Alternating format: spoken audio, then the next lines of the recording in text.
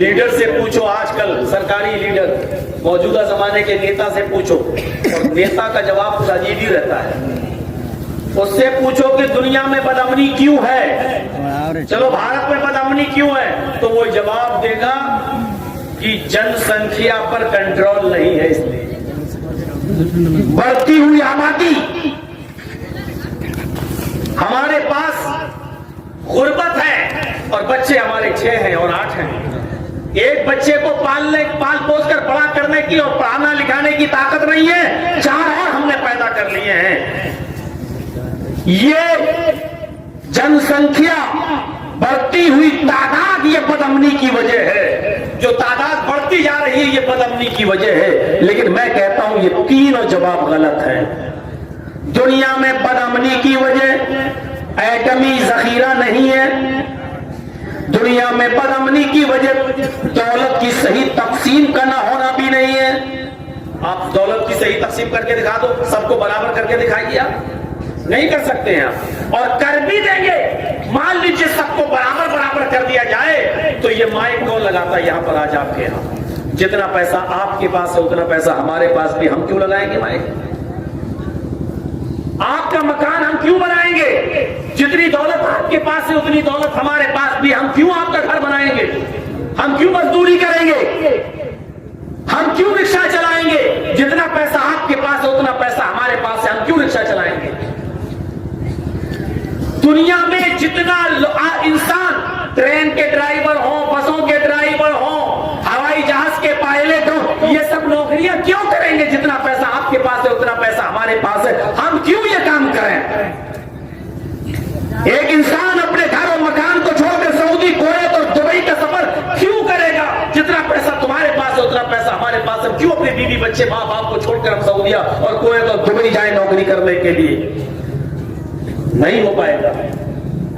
یہ اصل وجہ نہیں ہے بدامنی کی۔ دنیا میں جو بدامنی پھیلی ہوئی ہے اس کی اصل وجہ یہ ہے کہ ہم نے لوگوں کو ان کے اصل مقصد سے دور کر دیا ہے، اور اصل مقصد کیا ہے؟ عبادت۔ ہم نے لوگوں کو ان کے اصل کام میں نہیں لگایا ہے، اس لیے بدامنی پھیلی ہوئی ہے۔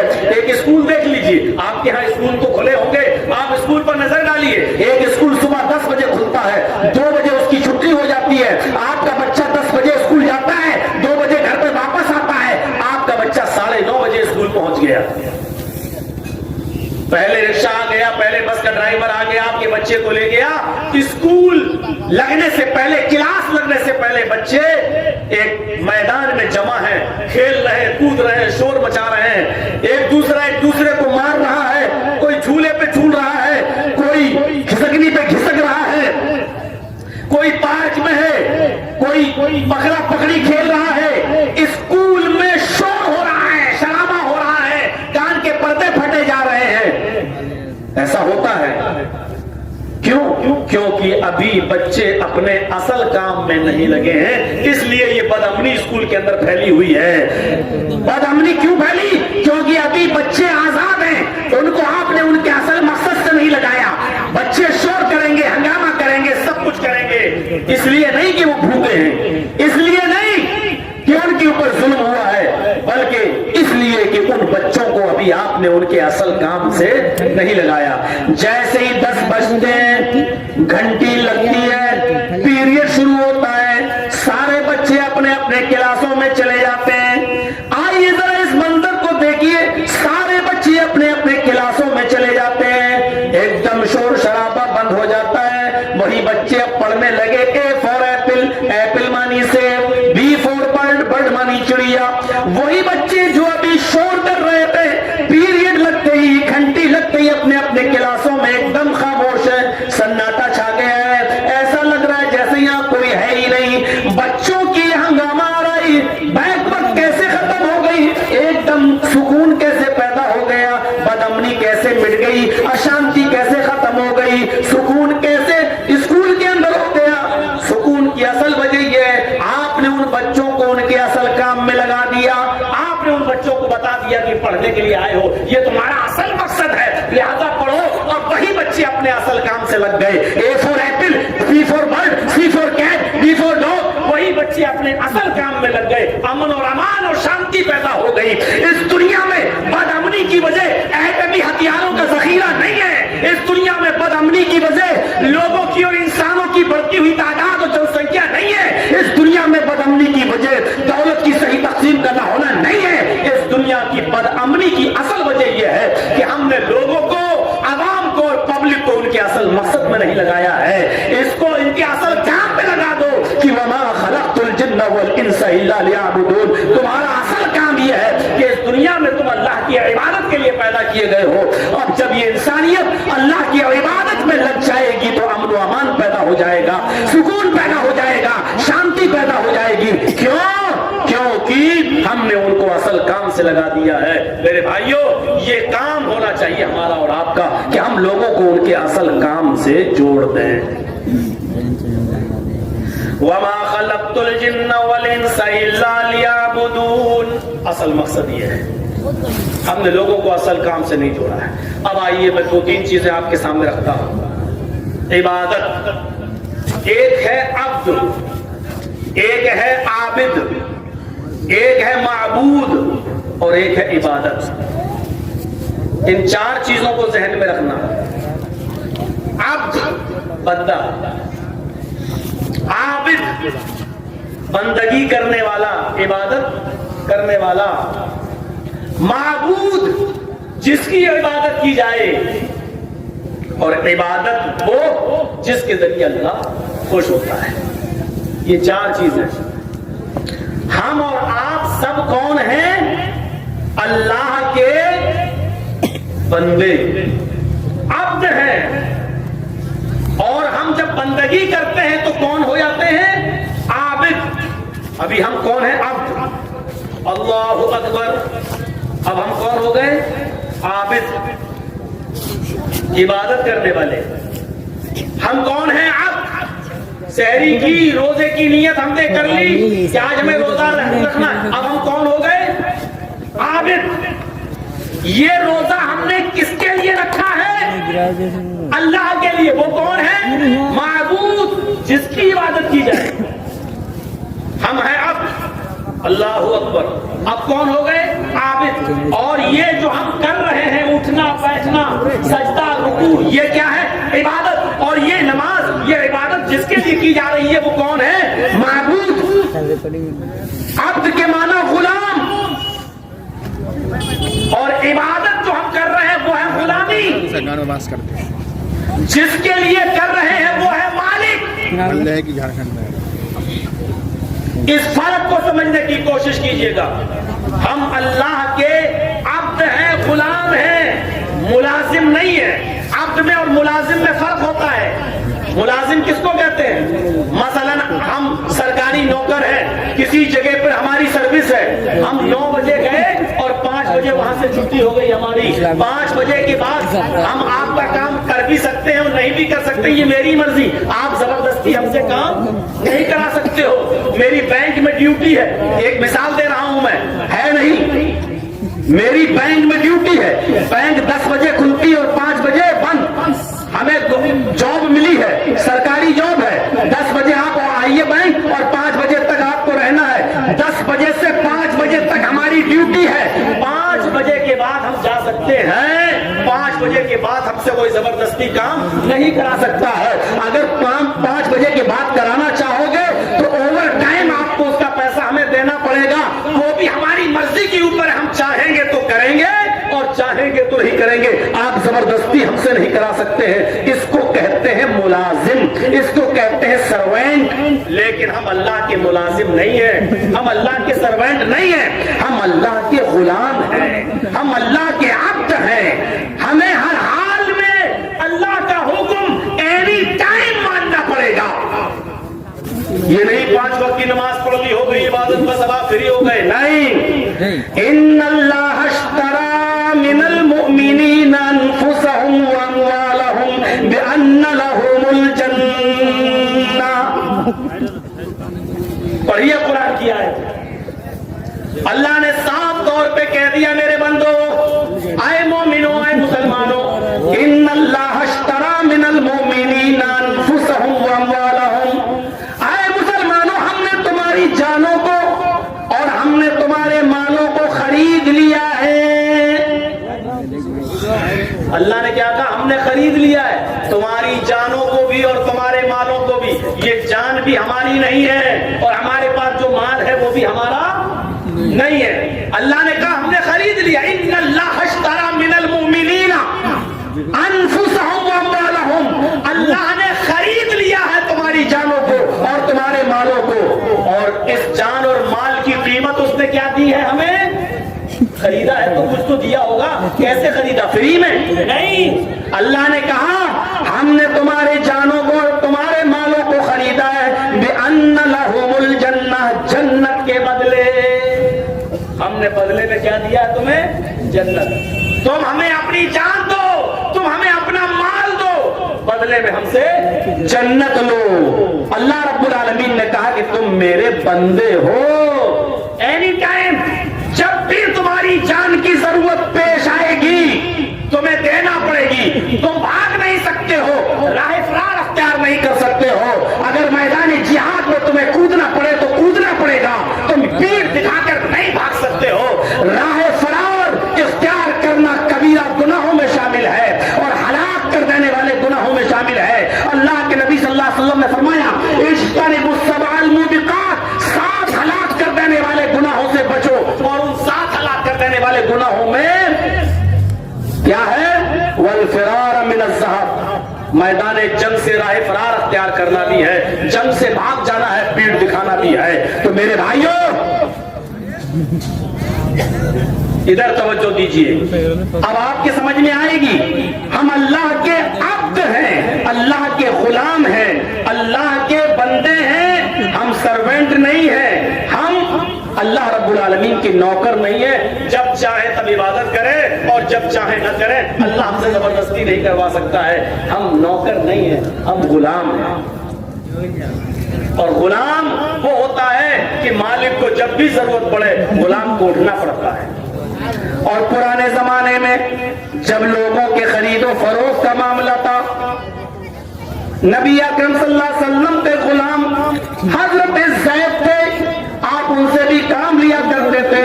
آپ کی کچھ لونڈیاں تھی، خادمہ تھی، آپ ان سے جب چاہتے کام لیا کرتے.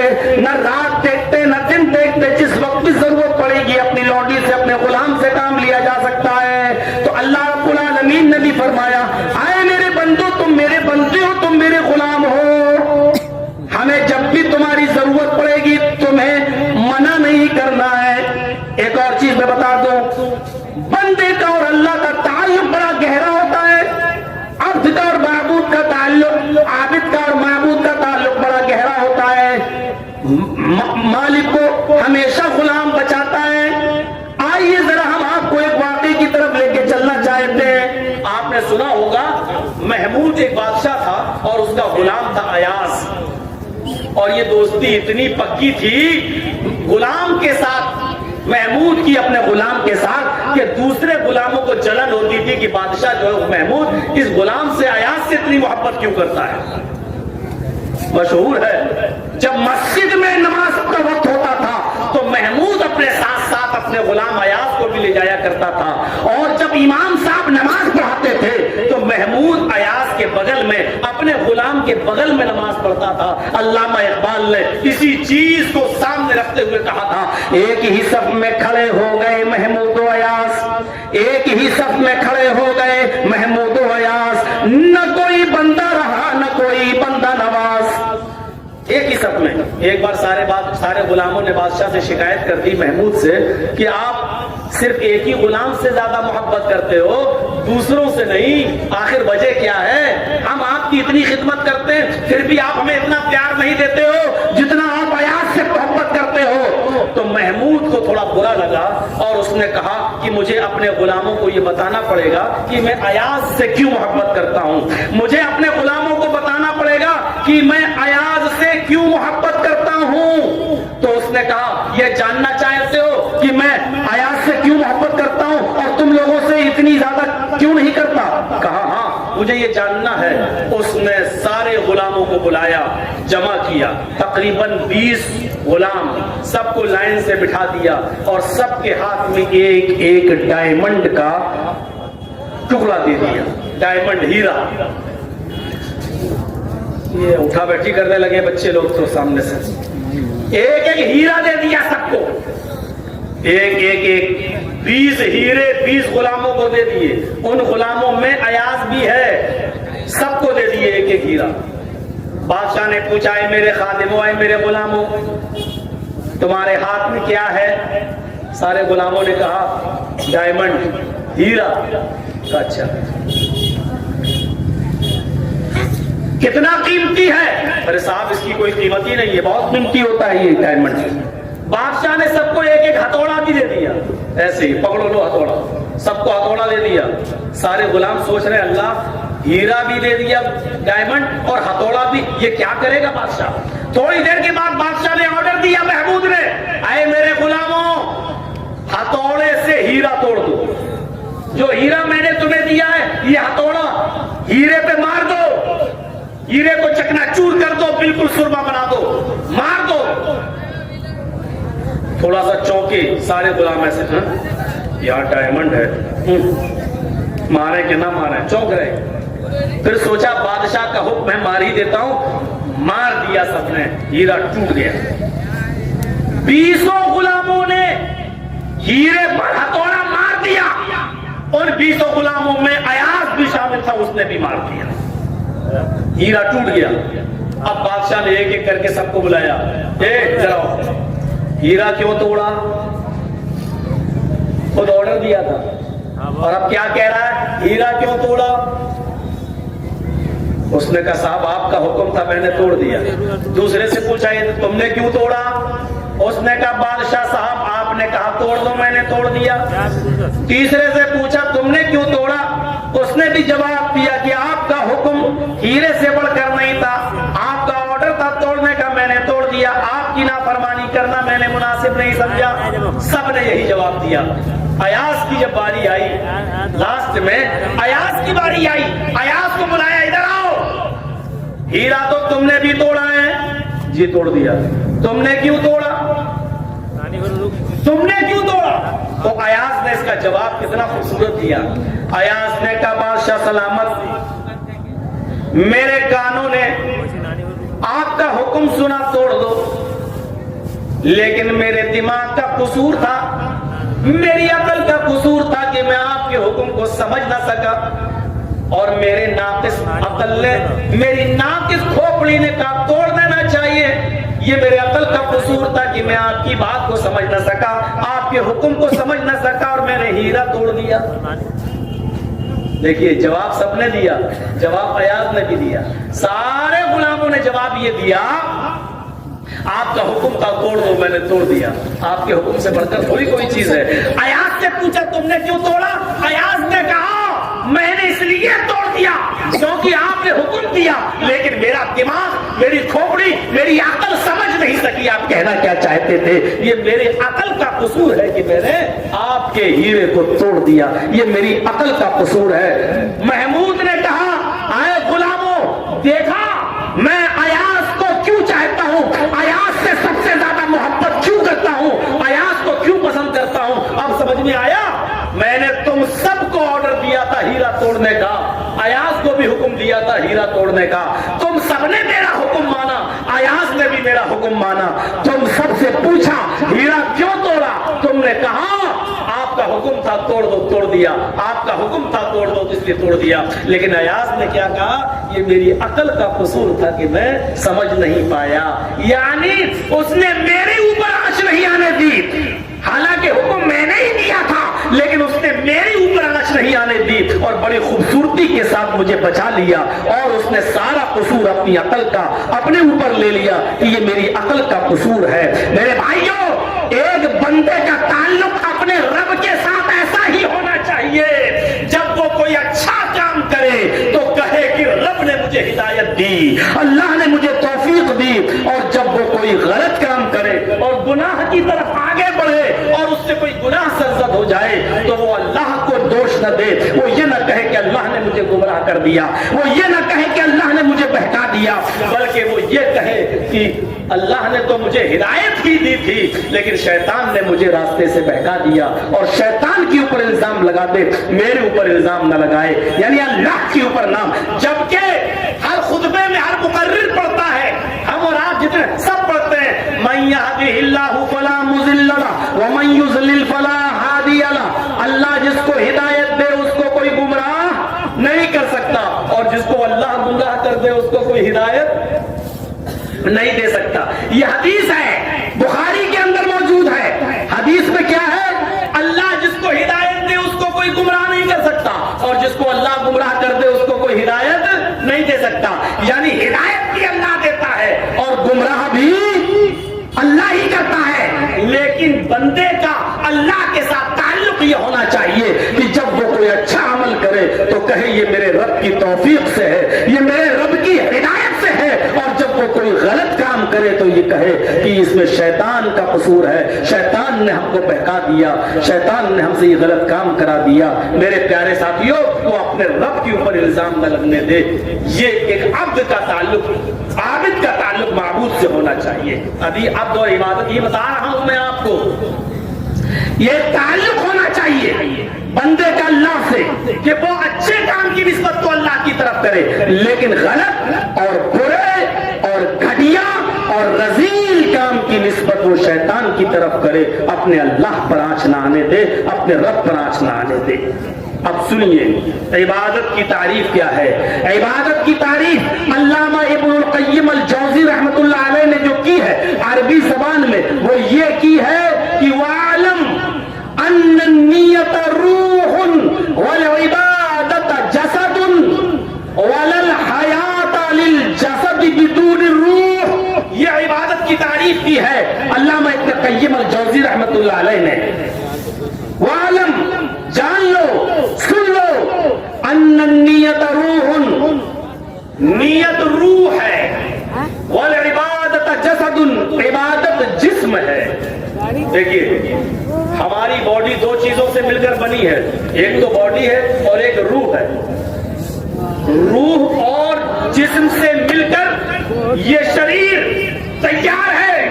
اگر روح نکال دی جائے تو جسم کی کوئی حیثیت نہیں ہے. آپ کا بیٹا جو آپ کی آنکھوں کا ٹھنڈک ہے، آپ کی آنکھوں کا تارا ہے، ابھی اگر اس کے اندر سے روح نکال لی جائے تو 2-4 گھنٹے رونے پیٹنے کے بعد، 7-8 گھنٹے رکھنے کے بعد آپ اپنے اسی آنکھوں کے نور کو، اسی لخت جگر کو، اس آنکھوں کی ٹھنڈک کو اپنے گھر میں نہیں رہنے دیں گے، اٹھا کر قبرستان میں لے جائیں گے اور دفن کر دیں گے. کیوں؟ کیونکہ اب یہ جسم بغیر روح کے بیکار ہے. بغیر روح کے اب یہ جسم بیکار ہے. اب اس جسم کی کوئی حیثیت نہیں ہے، اب اس جسم کی کوئی حیثیت نہیں ہے کیونکہ روح نکل چکی ہے. تو عبادت کی روح بتائی ہے. اب آئیے ذرا ہم اب جو چیز بتا رہا ہوں وہ سننے کے لائق ہے. علامہ ابن قیم نے کیا کہا ہے؟ وَعَلَمْ أَنَّ النِّيَّةَ رُوحٌ. نیت روح ہے، نیت روح ہے. کوئی بھی عبادت آپ کریے، اگر اس کے اندر نیت اچھی ہے تو وہ عبادت زندہ ہے. اگر اس عبادت میں نیت بیکار ہے تو وہ عبادت بیکار ہے، وہ عبادت مردہ ہے، اس کی کوئی حیثیت نہیں ہے. تو ان نیت روح، نیت روح ہے، والعبادت جسد، اور عبادت جسم ہے. عبادت جسم ہے. وَلَا الْحَيَاةَ لِلْجَسَدِ بِدُونِ الرُّوحِ. اور جسم جو ہے بغیر روح کے کوئی زندگی نہیں ہے. جسم کو کے اندر زندگی ہے ہی نہیں بغیر روح کے. یعنی روح ہوگی تو جسم زندہ ہے، اور روح نہیں ہے تو جسم بیکار ہے. وَكَذَلِكَ قَالَ اللَّهُ تَبَارَكَ وَتَعَالَى. اسی لیے اللہ تبارک و تعالیٰ نے فرمایا لَن يَنَالَ اللَّهَ لُحُومُهَا وَلَا دِمَاؤُهَا وَلَكِن يَنَالُهُ التَّقْوَىٰ مِنكُمْ. اللہ رب العالمین کو قربانی کا گوشت اور اس کا خون نہیں پہنچتا. یعنی جو قربانی کرتے ہو یہ قربانی عبادت ہے اور اس کی روح نیت ہے. اگر آپ اچھی نیت سے قربانی کر رہے ہیں تو قبول ہے، اور قربانی میں اگر آپ کی نیت ٹھیک نہیں ہے، اچھا یہ 10,000 کا بکرا لایا ہے، میں 15 کا لے کے آؤں گا. یہ اچھا یہ ایک بکرا کر رہا ہے، میں 2 بکرے کروں گا.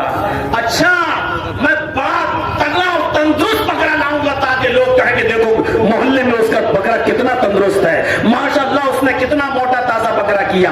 قربانی کر رہے ہیں آپ، لیکن نیت آپ کی اچھی نہیں ہے، روح نکل گئی ہے آپ کی. اللہ نے کیا کہا؟ تم جو قربانی کرتے ہو اس کا گوشت اور اس کا خون ہمارے پاس نہیں پہنچتا.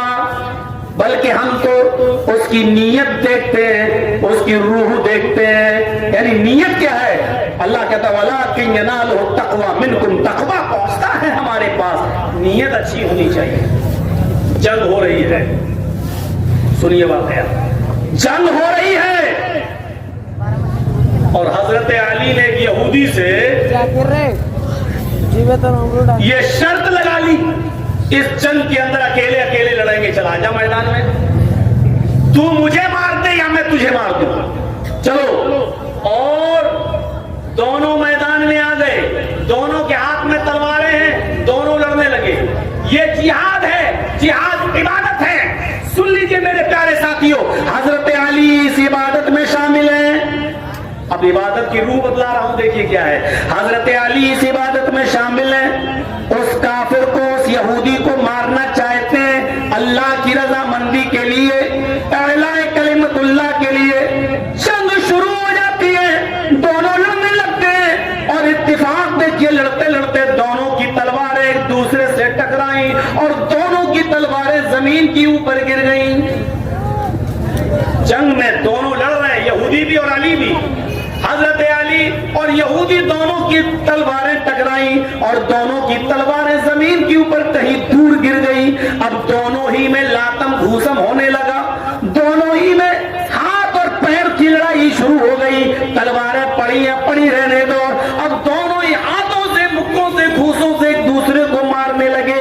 وہ کبھی علی کو مارتا، کبھی علی اس کو مارتے. لڑتے لڑتے لڑتے لڑتے لڑتے لڑتے یہ جنگ اتنی خطرناک ہوئی کہ لڑتے لڑتے ایک موقع ایسا آیا کہ حضرت علی اس یہودی کے اوپر چڑھ گئے، اس یہودی کے سینے پر بیٹھ گئے اور اپنے دونوں ہاتھ سے اس کا گلا دبانے لگے.